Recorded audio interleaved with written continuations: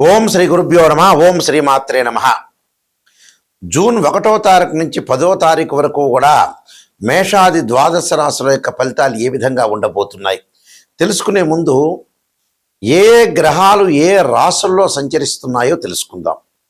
June 2వ తారీఖు నుంచి దేవగురువైన బృహస్పతి మిథున రాశి నుంచి కర్కాటక రాశిలోకి సంచారం చేయటం, మేషంలో కుజుడు, వృషభంలో రవి, మిథునంలో బుధుడి యొక్క సంచారం, శుక్రుడు 8వ తారీఖు వరకు కూడా మిథున రాశిలోను, 9, 10 తారీఖుల్లో కర్కాటక రాశిలో సంచారం చేయడం జరుగుతుంది. శని సహజంగా మీనరాశిలోను, రాహు కుంభరాశిలోను, కేతు వచ్చేటప్పుడు సింహరాశిలోను సంచరిస్తుంటాడు. ఇవన్నీ కూడా గోచారరీత్యా చెప్పబడే ఫలితాలు అంటారు. గోచారం ఎప్పుడు కూడా 20% సపోర్ట్ చేస్తుంది. ఇక్కడ బర్త్ చార్ట్ సంబంధించిన విషయాలు కావు. గోచారానికి బర్త్ చార్ట్ అంటే ఏమిటంటే అది ఏదైతే మన జాతకాన్ని తీసుకొని date of birth, time, place of birth తీసుకొని బర్త్ చార్ట్ చెప్పి దానికి బర్త్ చార్ట్లో కూడా D16 చార్ట్స్ అన్నీ కూడా మనం పరిశీలన చేసిన తర్వాత వాళ్ళకి ఉద్యోగ పరంగా కానీ, వ్యాపార పరంగా కానీ, హెల్త్ పరంగా కానీ, డెవలప్మెంట్ కానీ, ఎకనామిక్ గ్రోత్ కానీ, మ్యారేజ్ లైఫ్ కానీ, కోర్టు సమస్యలు కానీ, ఎసెట్స్ కానీ, పిల్లల యొక్క చదువులన్నీ కూడా తెలిపేది బర్త్ చార్ట్ అంటారు. అలానే గోచారరీత్యా కూడా ఇలాంటి విషయాలన్నీ కూడా తెలుస్తాయి. సూచనలు, మనం ఎలాంటి నిర్ణయాలు తీసుకోవాలి, ఎలాంటి ఉద్యోగంలో చేరాలి, ఈ 10 రోజుల పాటు ఎలాగ ఆరోగ్యం ఎలా ఉండబోతుంది, పిల్లల మీద ఎలా కాన్సన్ట్రేషన్ చేయాలి, మ్యారేజ్ లైఫ్ అనేది ఏంది, వైఫ్ అండ్ హస్బెండ్ రిలేషన్ ఏంటి అనేది ఈ 10 రోజుల పాటు తెలిసేదే గోచారం అంటారు. అంటే ప్రజెంట్ సిచ్యువేషన్ తెలిసేది గోచారం. గోచారం ఎప్పుడు కూడా 20% సపోర్ట్ చేస్తుంది. బర్త్ చార్ట్ అనేది చాలా ఇంపార్టెంట్. బర్త్ చార్ట్ ఏంటంటే లైఫ్ లాంగ్ ఉండే ప్రొటెక్షన్ తెలియజేసేదే మనం బర్త్ చార్ట్ అంటాం. అలానే ద్వాదశ భావాలని, ద్వాదశ రాశ్యాధిపతులని, ఆయా రాశుల్లో ఏ గ్రహాలు సంచరిస్తున్నాయి, బర్త్ చార్ట్లో డివిజనబుల్ చార్ట్స్ అన్ని కూడా అనాలిసిస్ చేసి మ్యాథమెటికల్గా అనాలిసిస్ చేసి చెప్పేదే బర్త్ చార్ట్ అంట. ఈ ప్రజెంట్ మనం గోచార రీత్యా మేషాది రాశుల వాళ్ళకి ఈ 10 రోజుల పాటు ఏం జరగబోతుంది, ఎలాంటి నిర్ణయాలు తీసుకోవాలి, ఎలాంటి ప్రమాదాలు జరగబోతున్నాయి, ఎలాంటి శుభవార్తలు వినబోతున్నారో మనం తెలుసుకుందాం. తులారాశి వారికి 10 రోజుల పాటు ఏ విధంగా ఉండబోతుంది? ప్రధానంగా తులారాశి వారికి వచ్చేటప్పటికల్లా 6వ స్థానంలో శని యొక్క సంచారం వల్ల ఆర్థిక పరంగా పుంజుకునే అవకాశాలు ఖచ్చితంగా ఉంటాయి. లావాదేవీల్లో ముందుకు వెళ్ళే అవకాశాలు బాగా ఎక్కువ ఉంటాయి. అంటే ఫైనాన్షియల్ పరంగా ఉండే గ్రోత్ అనేది బాగుంటుంది. అయితే దశమ స్థానంలోకి గురువు ప్రవేశిస్తారు జూన్ 2 నుంచి. ఒక 35% అనవసరమైన ఖర్చులను ఆపుకోండి, నియంత్రణ చేసుకోండి. అంటే మనకి డబ్బులు ఎక్కడ ఖర్చు పెట్టాలి, ఎక్కడ ఖర్చు పెట్టకూడదు అనేది తెలియాలి. అంటే ప్రాపంచిక జ్ఞానం వేరు. ఎక్కడ డబ్బులు ఖర్చు పెట్టాలి, ఎక్కడ డబ్బులు ఖర్చు పెట్టకూడదని తెలుసుకుంటే మన జీవితం అనేది ధన్యమైపోయినట్టే. ఇలాంటి విషయాలు చాలా జాగ్రత్తగా గుర్తుపెట్టుకోండి. ఎందుకంటే దశమ స్థానంలో గురువు యొక్క సంచారం వల్ల 35% ఖర్చు అవుతుంది. ఆ ఖర్చును నియంత్రణ చేసుకోండి. అలానే రాహు యొక్క సంచారం వల్ల స్థానచలనం జరగటం, అలానే ప్రత్యేకంగా 7వ స్థానంలో కుజుడు వల్ల భార్యాభర్తల మధ్యలో విభేదాలు రాకుండా చూసుకోండి.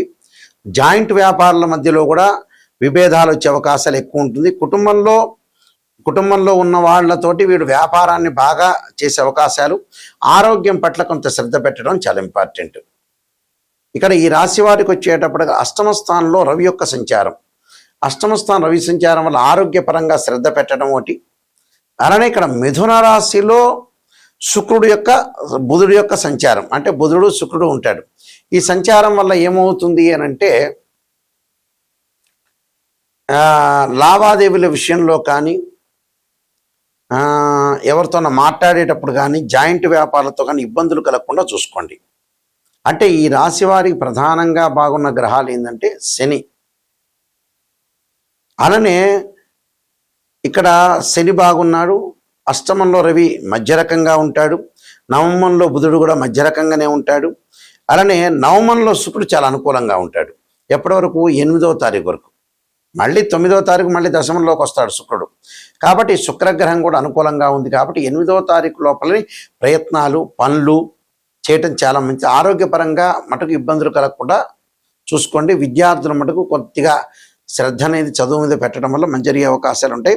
కుటుంబంలో వారి యొక్క సహకారంతో వ్యాపారం అయితే అవసరం.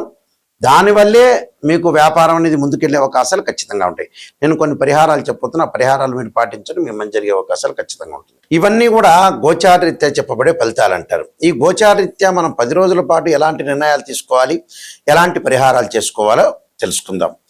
ప్రధానంగా ఉద్యోగరీత్యా, ఆరోగ్యరీత్యా ప్రధానంగా ఎవరికైనా సరే ఇబ్బందులు కలుగుతున్న వ్యక్తులు ఎవరైనా ఉంటే చక్కగా మనం చేయాల్సింది ఏంటంటే సూర్యగ్రహం యొక్క ఆరాధన చేయాలి. ఉద్యోగంలో అబ్స్ట్రక్షన్స్ కానీ, ఉద్యోగంలో అప్ అండ్ డౌన్స్ కానీ, అధికారుల యొక్క ఒత్తిడి కానీ, ఉద్యోగాలు పోవటం కానీ, నిరుద్యోగులకు ఉద్యోగ అవకాశాలు లేకపోవటం, అంటే ఎంప్లాయ్మెంట్ పరంగా ఇబ్బందులు కలుగుతున్న వ్యక్తులు, హెల్త్ పరంగా కూడా కొంత ఇబ్బందులు కలుగుతున్న వ్యక్తులకి, అంటే కోపం ఉద్రిక్తలో పెరుగుతుండి ఆవేశపడుతున్న వ్యక్తులకు కూడా సూర్యుడి యొక్క ఆరాధన చేయాలి.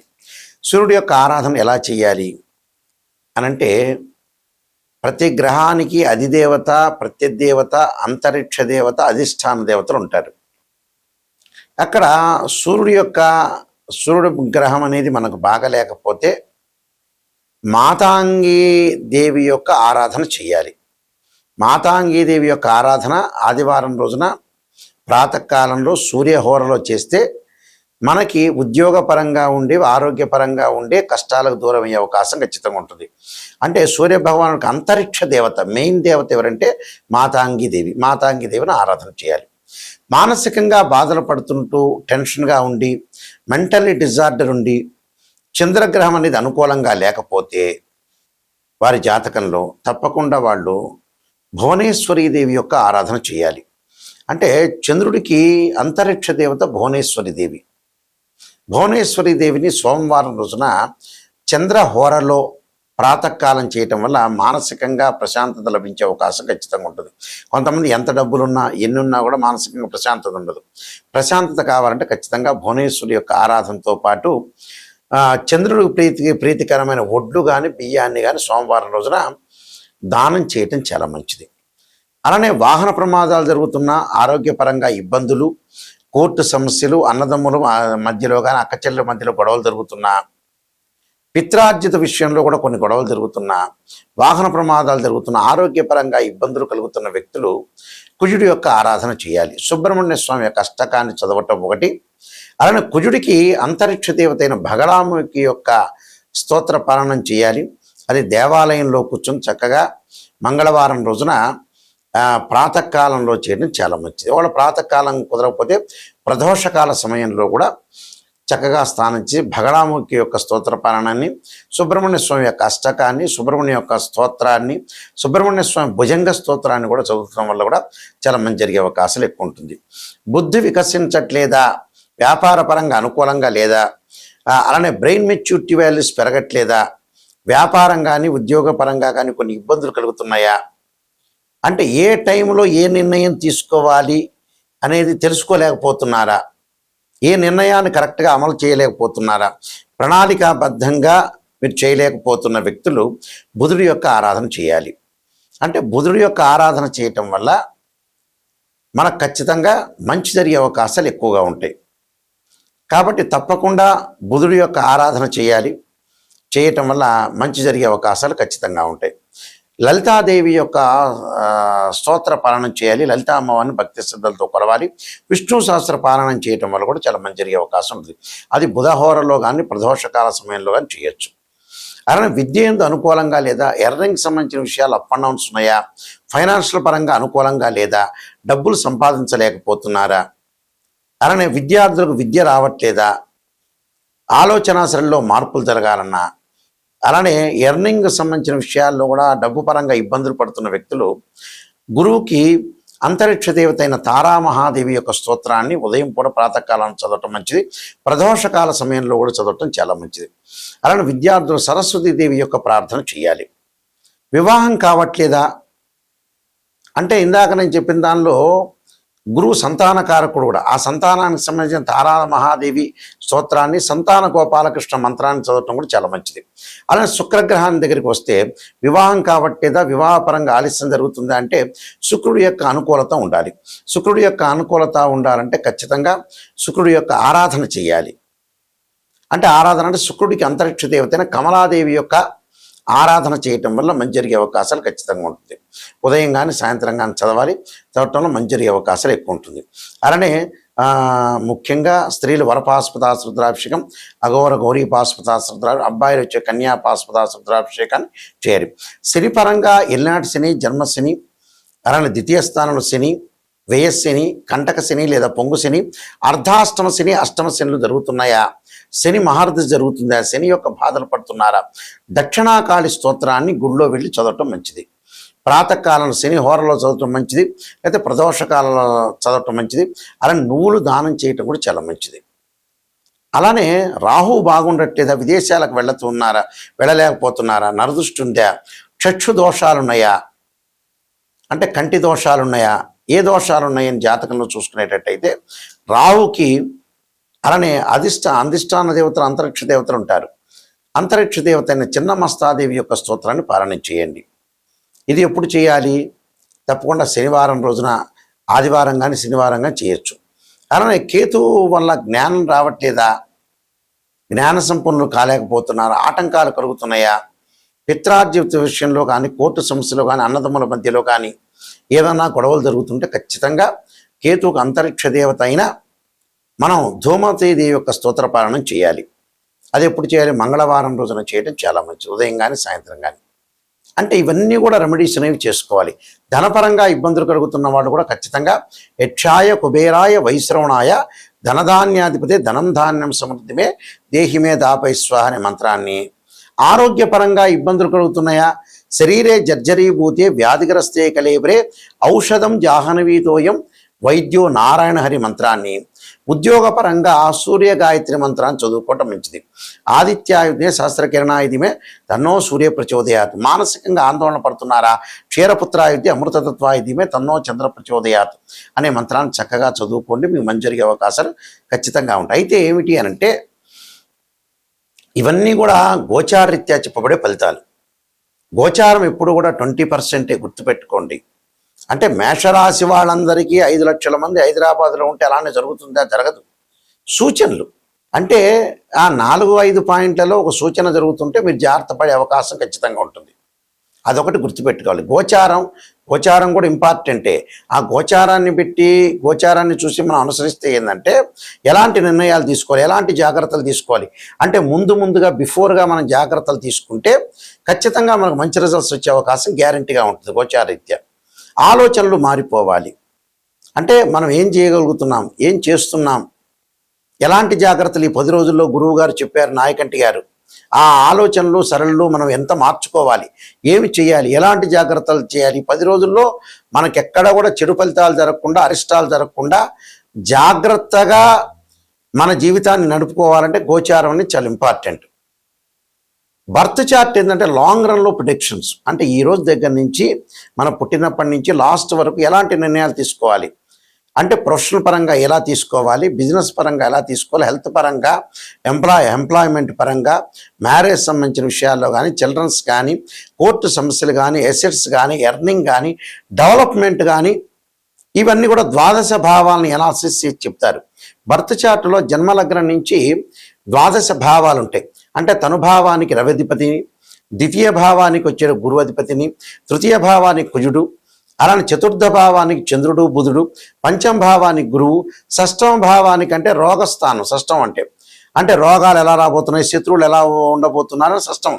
ఆ షష్టమానికి ఏంటంటే శని కుజులు. నేను ఇందాక చెప్పిన తనుభావం అంటే ఏంటి, తనుభావానికి అధిపతి రవి అంటే తన యొక్క నిర్ణయాలు ఎలాంటి మార్చుకోవాలి, మనం ఎక్కడ మిస్టేక్ చేస్తున్నాం, ఏదైనా పొరపాట్లు చేస్తున్నాం అనే తనుభావం మన వ్యక్తిత్వం. ద్వితీయ భావం వచ్చే ధన వాక్కు స్థానం, అంటే కుటుంబ స్థానం.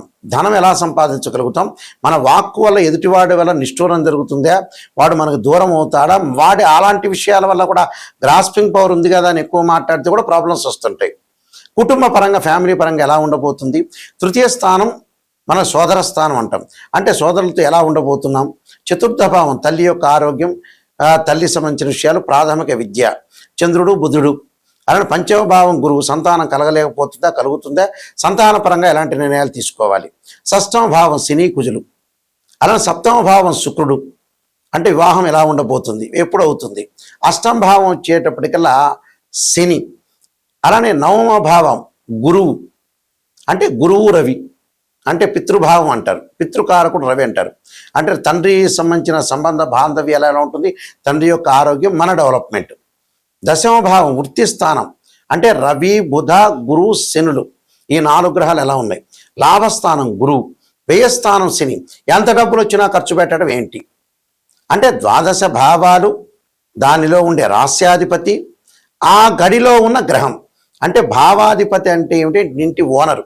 రాస్యాధిపతి అంటే ఆ రాస్యానికి సంబంధించిన అధిపతులు ఎవరంటే ఆయన బిల్డరు.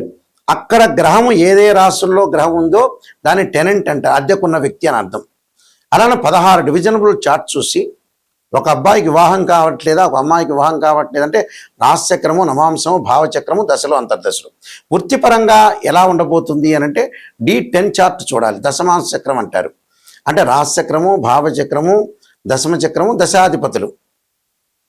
అలానే సంతానం కలుగుతుందా కలగలేదంటే రాశిచక్రము, సప్తమాంశము, భావచక్రము, దశలు, అంతర్దశలు. అంటే ఇలా 16 డివిజనబుల్ చార్ట్ చూసి మ్యాథమెటికల్గా క్యాలిక్యులేషన్ వేసి ఉచ్చస్థానంలో ఉన్నారా, నీచ స్థానాల్లో ఉన్నారా, గ్రహాలు ఎన్ని డిగ్రీల్లో ఉన్నారు, ఎంత పొజిషన్ ఉంది అని నిజం తెలుసుకోవాలి. చాలామంది కూడా ఈ మధ్యన ఏంటంటే నెగిటివ్ అంటున్నారు. నెగిటివ్లోంచి పాజిటివ్ వచ్చేది ఫార్ములా నెంబర్ 1. జీవితంలో పాజిటివ్ కంటే కూడా నెగిటివ్ తెలుసుకోవాలి. ఆ ఫార్ములా నెంబర్ 1లో ఎప్పుడు కూడా నెగిటివ్ తెలుసుకుంటే దాన్ని మనం పాజిటివ్ చేసుకోవటం ఎలా. ఫార్ములా నెంబర్ 2, అసత్య ధోరణిలో ఉండకూడదు, సత్య ధోరణిలో ఉండాలి. ఒక ఆస్ట్రాలజర్ని అప్రోచ్ అయినప్పుడు నిజం తెలుసుకోవాలి. ఆ నిజం తెలుసుకుంటేనే మనకు మంచి జరిగే అవకాశం ఖచ్చితంగా ఉంటుంది. నిజం తెలుసుకోలేదనుకోండి, ఆస్ట్రాలజర్ ఏం చేయలేరు, మీరే నష్టపోతారు. మిమ్మల్ని మీరు మోసం చేసుకున్న వ్యక్తులు అవుతారు. ఇలాంటి విషయాలన్నీ కూడా తెలుసుకోండి. నాయకంటి గారికి ఫోన్ చేసేవాళ్ళు ఎవరైనా సరే నిజంగా ఆయన ద్వారా బాగుపడాలి, నిజంగా నెగిటివ్ తెలుసుకోవాలి, పాజిటివ్ తెలుసుకోవాలి, నెగిటివ్ ద్వారా నన్ను పాజిటివ్లోకి వెళ్ళాలి అని ఆలోచన చేసే వాళ్ళందరూ నా నెంబర్కి కాంటాక్ట్ చేయండి. మా వెబ్సైట్ www.nayakanti.com, www.nayakanti.in. నేను కాలసర్పయోగ చంద్రిక, రాహుకేతులు, ఛాయాగ్రహాలు, అలానే బృహత్ పరిహార సింధు, జాతక చంద్రిక, వివాహ మార్తాండము, స్వప్నశాస్త్ర ఫలదీపిక, సర్వదేవతా గోత్రములు పార్ట్ 1, పార్ట్ 2, పుత్రగణపతి వ్రతము, ప్రొడక్షన్ ఆఫ్ ఆస్ట్రాలజీ, అలా నవగ్రహ దోషాలకి 12 మహావిద్యుల యొక్క స్తోత్రాల, అమ్మవారి యొక్క పారాయణాలు, ఇలాంటి నెంబర్ ఆఫ్ ఆస్ట్రాలజీ బుక్స్ రైటర్ని నేను. అలానే ఈ పుస్తకాలన్నీ కూడా రాజమండ్రి మోహన్ పబ్లికేషన్ వాళ్ళ దగ్గర దొరుకుతాయి.